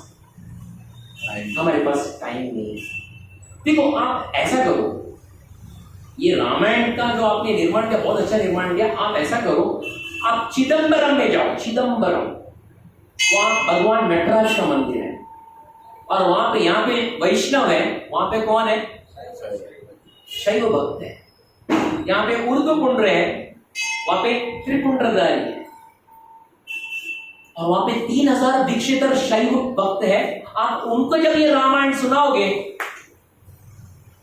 कि ये रामायण को हम भी मान्यता देते हैं, वहां के 3000 शैव भक्त ने इसका स्वीकार किया है, कंब रामायण। तो आप कहां जाओ? वैष्णव को चिदम्बरम नटराज मंदिर पोती बांध कर Kamban goes from where to where? Srirang Chidambaram. Chidambaram में भगवान नटराज का मंदिर है, बुद्ध भगवान भगवान नटराज का। आप अगर चिदम्बरम मंदिर में, आप चिदम्बरम मंदिर में कोई नहीं है, not this x-finance minister Chidambaram, Chidambaram मंदिर है, एक जगह है मंदिर चिदम्बरम। जब आप बैठ खड़े होके आप नटराज का मंदिर देखोगे, सामने आपको नटराज भी दिखाएंगे, वही मंदिर में गोविंदराज भी है, यानी विष्णु भी है और शिव भी है। ये नटराज जी को भी प्रार्थना कर रहे, गोविंदराज को भी प्रार्थना कर रहे, बोले भैया किसको सुनाऊं मैं कंब रामायण, किसको सुनाऊं? तो वहां पे त्रिपुंड्रधारी जा रहे थे, ओम नमः शिवाय, ओम नमः शिवाय, ओम नमः शिवाय, ओम नमः शिवाय। बोले एक्सक्यूज मी, मैं श्रीरंगम से आया हूँ, मेरा नाम कंबन है, रामायण का निर्माण हुआ है तमिल भाषा में, 10,348 लोग हैं, कृपया आप लोग बैठकर सुनेंगे, आप लोग 3000 की संख्या में हो, सब बैठकर सुनोगे। कोई ऊपर नीचे देखते हैं और बोलते देखो आज तक हम 3000 दीक्षितर ब्राह्मण भगवान शिव के भक्त जो है एक साथ कहीं पे इकट्ठा नहीं हुए थे। बर्थडे पार्टी, मैरिज पार्टी, कहीं पे भी हमें इकट्ठा। और दूसरी बात, हमारे पास टाइम नहीं। आई एम सॉरी, आप नटराज को सुनाओ, वो सुनेंगे, इतना बोल तो चले गए। कंबन चिदम्बरम के मंदिर में नटराज जी का दर्शन कर रहे हैं और गोविंदराज का भी दर्शन कर रहे हैं। ऐसा करते करते करते रात बीत गई, रात मंदिर बंद हो गया। कंबन रामायण लेके भाग रहे थे, मंदिर बंद हो गया, अभी कहाँ, कैसे जाऊं? कैसे भी करके एक छोटा सा द्वार था, वहां से बाहर निकले। बाहर निकलते बहुत घंटा बीत गया था, अंदर मध्य रात्रि हो चुकी। अभी मध्य रात्रि हो चुकी है और साथ में क्या है? हाथ में क्या है? कंब रामायण इन तमिल। प्रभु राम का नाम लेते लेते लेते चल रहे, तो क्या पता कोई सुनने के लिए तैयार नहीं। भगवान का नाम लेते लेते हरे कृष्णा कृष्ण कृष्ण हरे हरे, हरे राम राम राम हरे हरे। उस समय जाते जाते सामने एक स्मशान भूमि था। स्मशान भूमि, मध्य रात्रि, और वहां पे 3000 दीक्षितर ब्राह्मण खड़े हैं। कंबन समझा शायद ये रामायण सुनने के लिए मध्य रात्रि के लिए स्मशान भूमि में खड़े। जाके पूछते अरे कंबन तुम वापस यहाँ पे आए? बोले नहीं, मैं ये पूछ रहा हूँ आप लोग सभी आए आज यहाँ पे, सब उपस्थित है, वो भी स्मशान भूमि में। बोले हाँ, लेकिन तुम यहाँ पे क्या? नहीं, मैं सिर्फ आपसे पूछने के लिए क्या हुआ क्या? तो बोले देखिए दीक्षितर एक ब्राह्मण के एक छोटा पुत्र था, आज शाम को एक सांप ने डस दिया, बच्चे की मृत्यु हो गई। बहुत प्रयास किए, आयुर्वेद आचार्य ने बहुत प्रयास किया, बच्चा जीवित नहीं हुआ। अब इसकी अंत्येष्टि होने वाली है, इसलिए हम सब यहाँ पे इकट्ठा है। कंबन बोले अंत्येष्टि कार्य मत करना, अंत्येष्टि कार्य मत करना, बच्चे का शरीर कहाँ पे बताओ? लोग आगे चले शरीर। उस समय कंबन ने अपना रामायण खोला। 7 कांड है, कोई बता सकते हैं कंबन ने कौन सा कांड बोला? युद्ध कांड। युद्ध कांड में कौन सा प्रसंग दोहराया? नागपाश का प्रसंग दोहराया। जहां प्रभु राम और लक्ष्मण को इंद्रजीत ने नागपाश से प्रहार किया था और गरुड़ जी प्रवेश करते ही नाग चले गए, प्रभु राम वापस खड़े हो गए। जब वो तमिल में बोल रहा था और गा ही रहा था युद्धकांड का ये प्रसंग, मरा हुआ बच्चा जीवित हो गया। सभी दीक्षितर ब्राह्मण ने बोला, अरे कितना श्लोक है इसमें? बोले 10,348। तुमने कुछ श्लोक पढ़ा और मरा हुआ व्यक्ति जीवित हो गया। आप कृपया करके रेड कार्पेट वेलकम हम दे रहे हैं आपको। चिदंबरम मंदिर में आइए, संपूर्ण 10,000 श्लोक साथ में गाइएगा। हम 3,000 ब्राह्मण साथ में बैठ के सुनने वाले हैं। वो दिन के बाद कंबल Ramayana is very famous in south India. दक्षिण भारत में कंबल रामायण बहुत बहुत बहुत विख्यात है। जैसे तुलसी रामायण उत्तर भारत में विख्यात है, कंबल रामायण दक्षिण भारत में विख्यात है। That is the beauty. आज हमने जो कहानी बताया उसका ये विश्लेषण था। Now one more thing, time है प्रभु?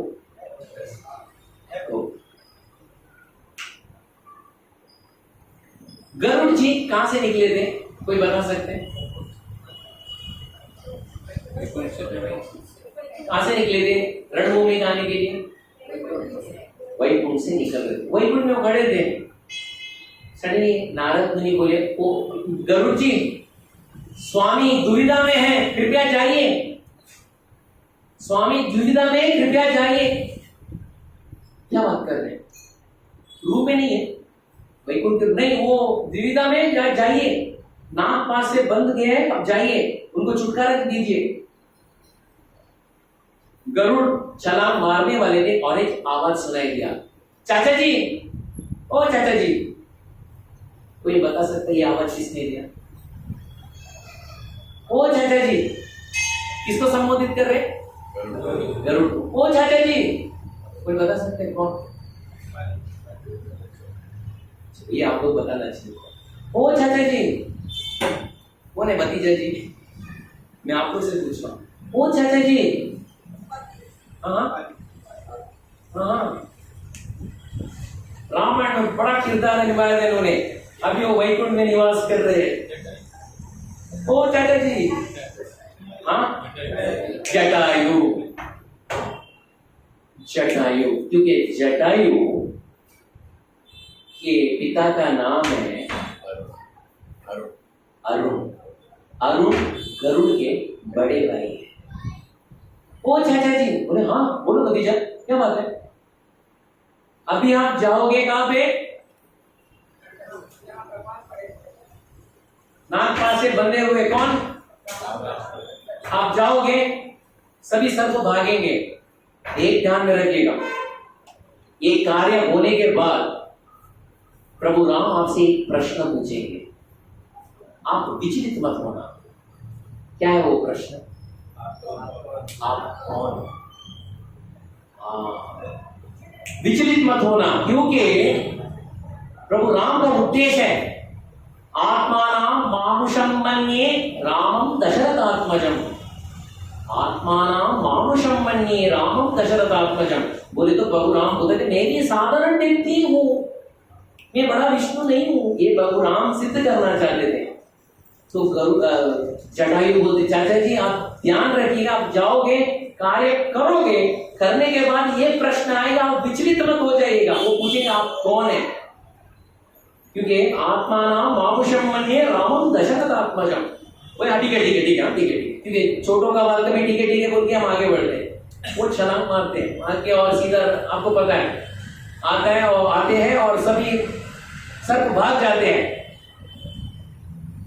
प्रभु राम आलिंगन करके प्रश्न यही पूछते हैं, आप कौन?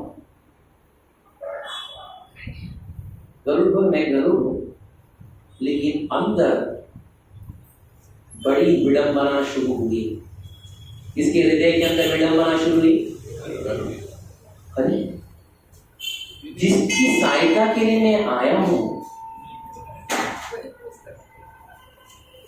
कहा जाता है इनके नाम से व्यक्ति भवबंधन को पार कर सकता है। लेकिन आज ये खुद नागपाश के बंधन में बंधे हुए हैं और मेरी सहायता करेगी। क्या ये सच में भगवान है? विचलित हुए, फिर भी प्रणाम किए, दंडवत किए और वापस वैकुंठ चले। तुभ्यं नमामि नारायणाय श्री लक्ष्मीकांतम, तुभ्यं नमामि, तुभ्यं नमामि। वैकुंठ में नारद जी बैठे हैं। नारद जी पूछे, काम हुआ? काम तो हुआ, लेकिन संशय बहुत बढ़ रहा है। मुझे पूछना था कि, तो नारद जी बोले, समझ गया आप क्या पूछना चाहते हो। क्यों गरुड़ जी, आपको भी पकड़ लिया? गरुड़ जी बोले, क्या आपको भी पकड़ लिया? नहीं, क्या पकड़ लिया? नहीं, आपको भी पकड़ लिया। इसका ये बीमारी बहुत तीव्र बीमारी है। मैं उतना औपचारिकता में मैं उतना निपुण नहीं हूं। आपको जाना होगा स्पेशलिस्ट के पास, जो ये संदेह को निकाल सकता है। आप जाइए ब्रह्मलोक में, वो स्पेशलिस्ट है। क्योंकि आपका जो संदेह है, क्या संदेह है? भगवान है, क्योंकि मेरे पर निर्भर है ना। और राम के नाम से व्यक्ति भवबंधन को पार सकते हैं। ये स्वयं बंधन में जकड़े हुए हैं। तो नारद जी बोलते, आप कहाँ जाइए? ब्रह्मलोक में। ब्रह्मलोक में जाते हैं। ब्रह्मलोक में ब्रह्मा जी चार मुख में 4 वेद का गायन हो रहा है। गरुड़ जी आके बोल रहे, प्रभु एक संदेह था। मैं अभी पृथ्वीलोक में एक गेस्ट अपीयरेंस दे के आया, लेकिन एक प्रश्न उठा। ब्रह्मा जी चारों मुख से हंसने लगे। क्यों गरुड़ जी, आपको भी पकड़ लिया? गरुड़ जी समझ में नहीं। ब्रह्मा जी, थोड़े समय पहले मुझे भी पकड़ लिया था, लेकिन ये आपका जो निदान जो है, इसका औपचारिकता मेरी बस की बात नहीं है। आप कहाँ जाओ? कैलाश में बुद्ध भावन भगवान है। कौन?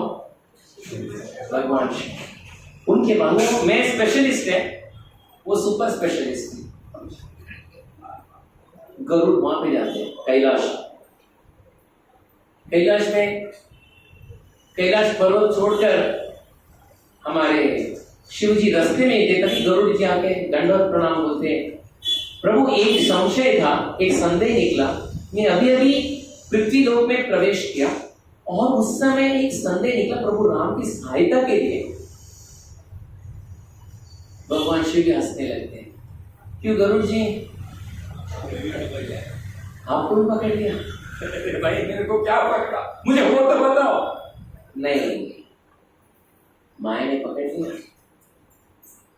देखिए, आप पूछना तो रास्ते में मत पूछो। मेरा ओपीडी कैलाश पर्वत में, मैं अभी इमरजेंसी मीटिंग में कुबर के पास जा रहा हूं, तो आपको इससे भी स्पेशल टू सुपर स्पेशलिस्ट के पास में भेज रहा हूं।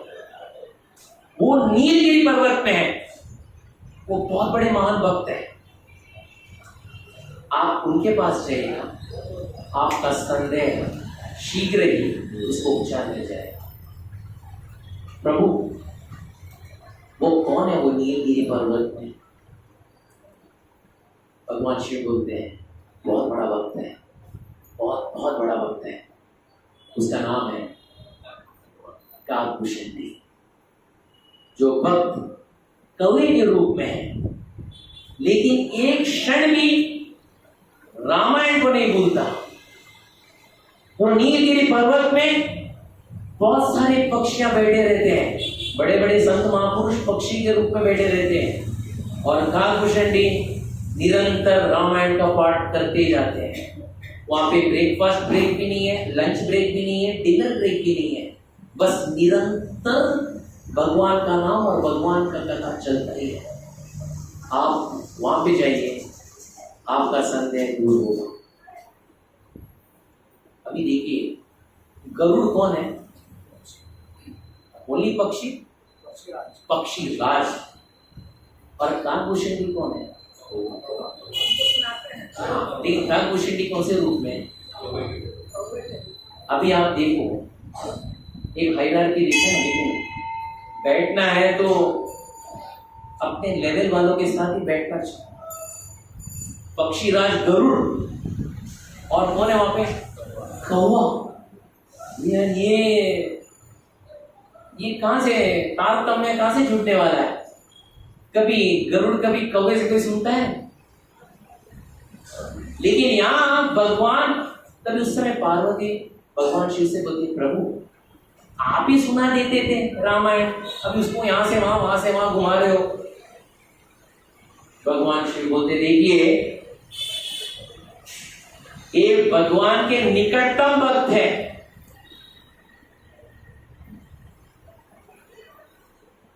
ये भगवान का सब कुछ जानते हैं। ये कभी माया में गिरते नहीं है।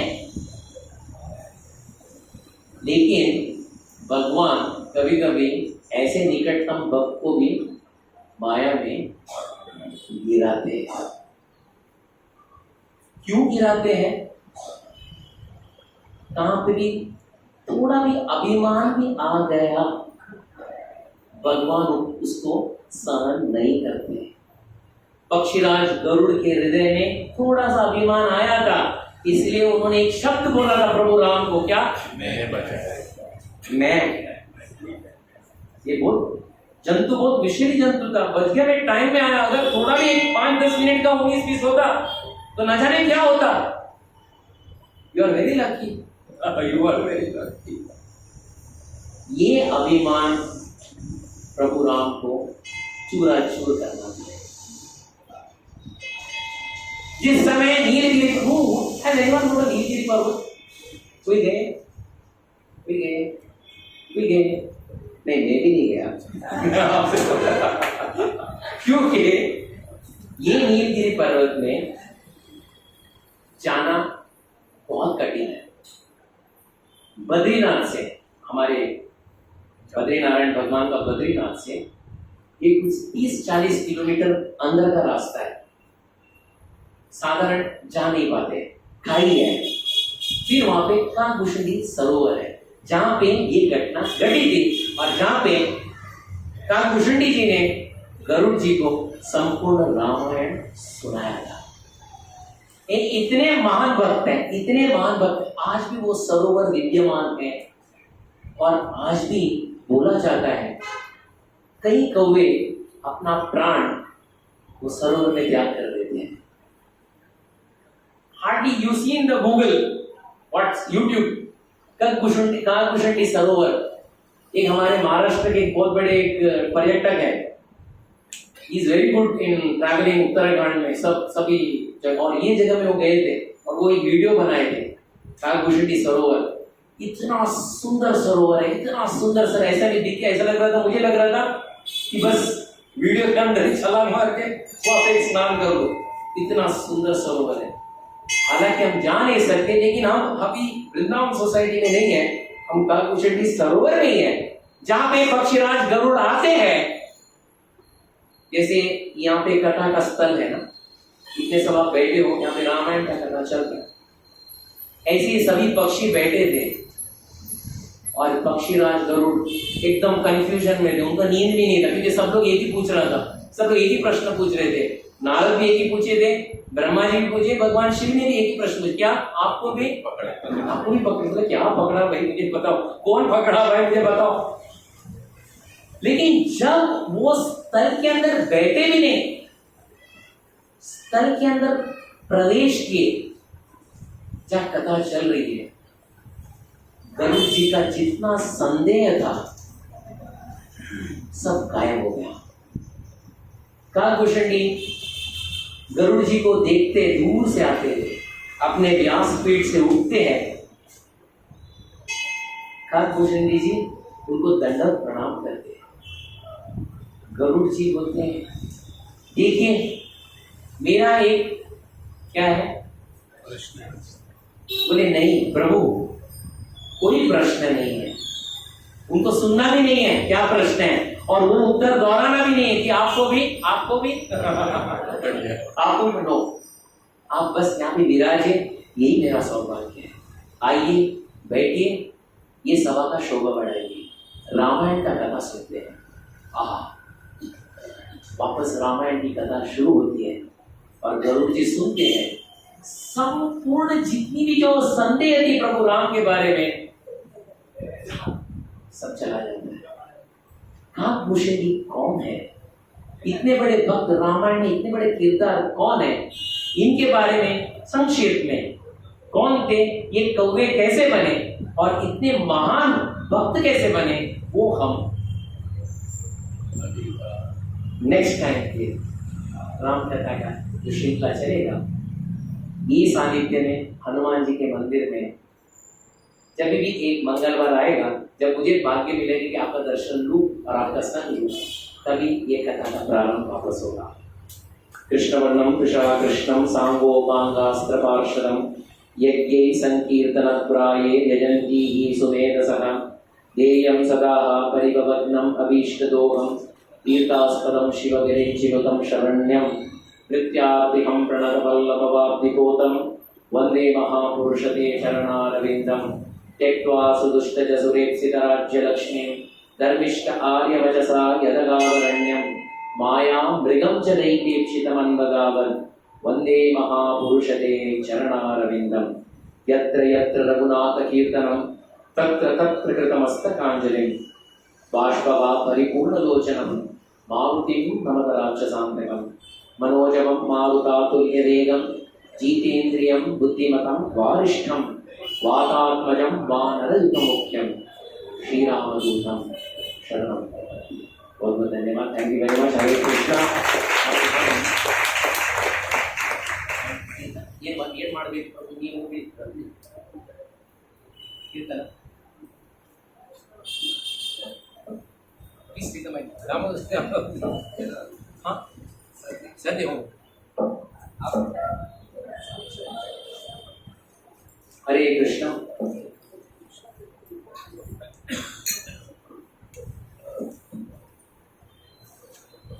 अभी का जो 5 मिनट का कीर्तन होगा,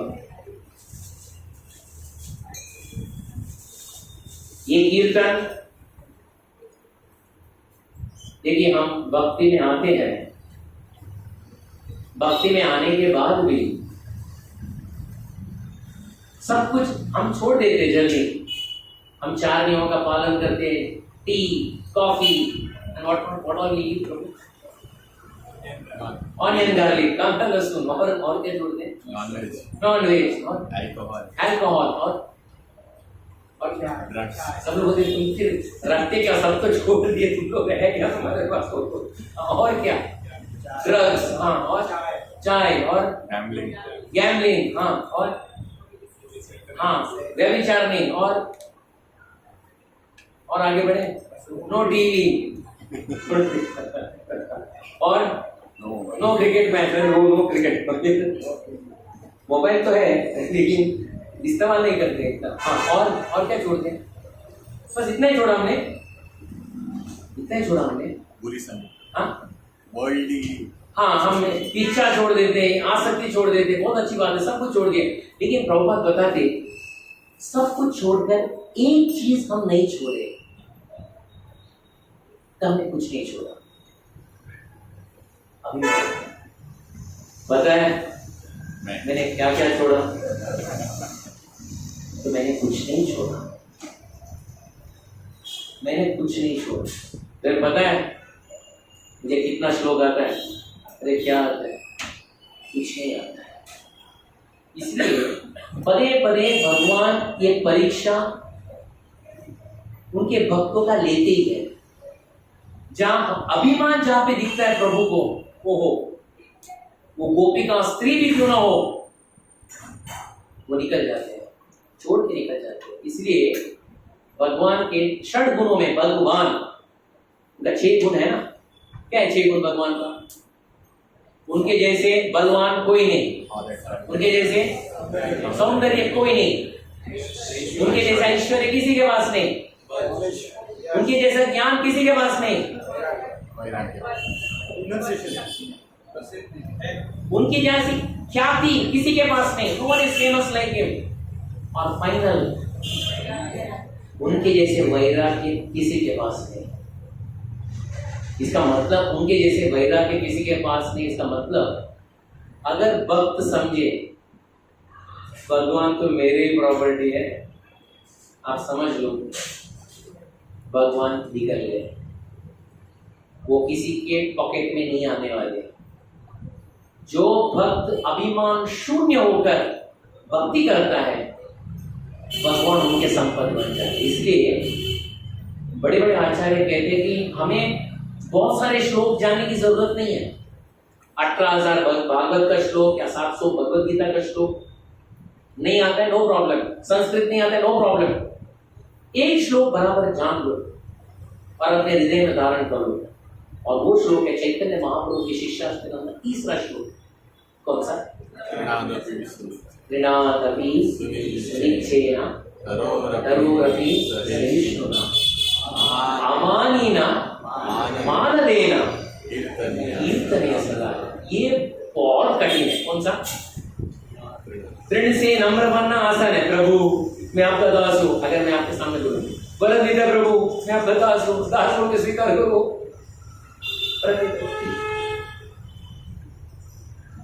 तरोरपि सहिष्णुना, हम सहन भी कर ले, बहुत सारी कठिनाई हमारे जीवन में सहन कर भी सकते हैं, लेकिन आखिर का जो गुण है ना, कौन सा? अमानीना मान देना, मान सम्मान का अपेक्षा न करते हुए सभी मान सम्मान दूसरों को देना, ये बहुत कठिन है। हम लोग को दो गाली सुना ले लोकल ट्रेन में, मन बोलते क्या समझते हैं फोटो जी, उसको पता नहीं मुझे कितना शौक आता है, उसको पता नहीं मैं कितना क्लास देता हूँ, मन में आता है। अमानीना मान देना क्या होता है फिर? कीर्तनीय सदाहरि। कीर्तनीय सदाहरि इसलिए नहीं होता है क्योंकि हमारे पास ये गुण नहीं है। अगर ये गुण आता है तो ये नाम निरंतर हमारे जीव में निरंतर चलते रहेगा। धन्यवाद। हरे कृष्णा। नमो ओम विष्णुपदाय कृष्णप्रेष्ठाय भूतले। यस ऑफ हो गया प्लीज। हाँ very good question, very good. प्रभु जी आपको अभिमान नहीं आना चाहिए, उसके लिए क्या करना चाहिए? If you read the शिक्षाष्टकम, if you read that शिक्षाष्टकम, that particular line, वो शुरू होता है one should chant the holy name of the Lord in a humble state of mind. हमारा जो मानसिक स्थिति है, ये स्थिति ऐसा होना चाहिए, प्रभु मेरे पास कोई योग्यता नहीं है, आज मैं भगवान आपका नाम ले रहा हूँ, आपकी सेवा कर रहा हूँ, आज मुझे करने की आप क्षमता दे रहे हो, अगर मेरे पास अभिमान आ गया, क्या पता कल मैं कर भी पाऊंगा। तो इसमें अभिमान होने का कोई मतलब ही नहीं निकलता। इसलिए one should chant the Holy in a humble state of, जब हम भगवान का नाम लेते हैं, हम इस ध्यान में नाम ले कि प्रभु मेरे पास कोई योग्यता नहीं है, आपकी असीम करुणा और कृपा के कारण आज मैं नाम ले रहा हूँ। मैं प्रभु आपसे यही एक आपसे मैं विनती कर रहा हूँ, ये नाम मेरे अंतिम समय तक चलते रहे। एक भक्त बोलते हैं हमारे मध्व संप्रदाय में, भगवान मुझे पता है, वही भगवान को खुद संबोधित कर रहे, मुझे पता है आप सब कुछ लेने वाले हैं, है क्या नहीं? लेने वाले हैं क्या? लेंगे, गिना कर नहीं दे सकते, गिना। ये शरीर की सौंदर्यता ले लेंगे, धन ले लेंगे, सगे संबंधी ले लेंगे, सब कुछ ले लेंगे, सब कुछ ले लेंगे। भगवान मुझे पता है सब कुछ लेने वाले हैं, आप ले लो, अभी ले लो, मुझे अभी कुछ नहीं चाहिए, लेकिन एक चीज मत लेना बोलो। क्या है चीज? प्रभु आपके नाम के प्रति जो रुचि है कोई हालत में मत देना। अगर वो रुचि चले गए तो मैं कहीं का नहीं रहा। और ये रुचि काया करने के लिए we should be very humble, then we can continuously chat.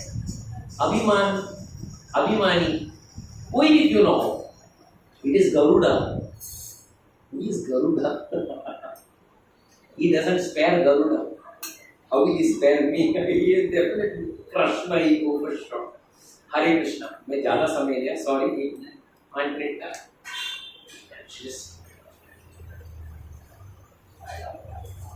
नमो ओम विष्णुपदाय कृष्ण प्रेष्ठाय भूतले श्रीमते भक्ति वेदांत स्वामी निधि नामिने नमस्ते सारस्वते देवे गौरवाणी प्रचारिणे निर्विशेष शून्यवादी पाश्चात्य देशकारिणे। जय श्री कृष्ण चैतन्य प्रभु नित्यानंद श्री अद्वैत गदाधर श्रीवासादि गौर भक्त वृंद। हरे कृष्ण कृष्ण कृष्ण हरे हरे, हरे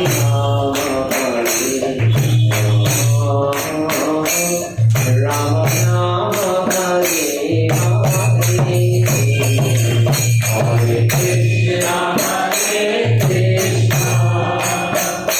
कृष्ण कृष्ण हरे हरे, हरे राम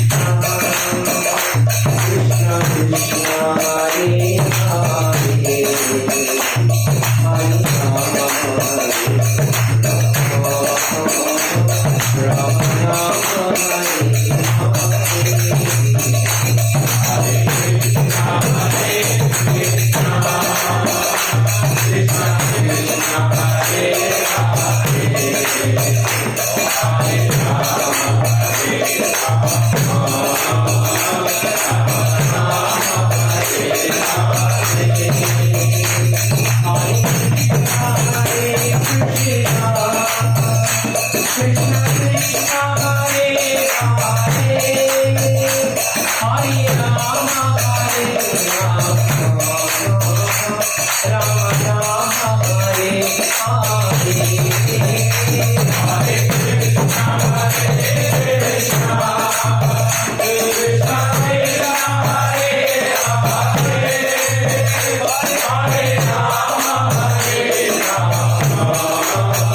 Prabhu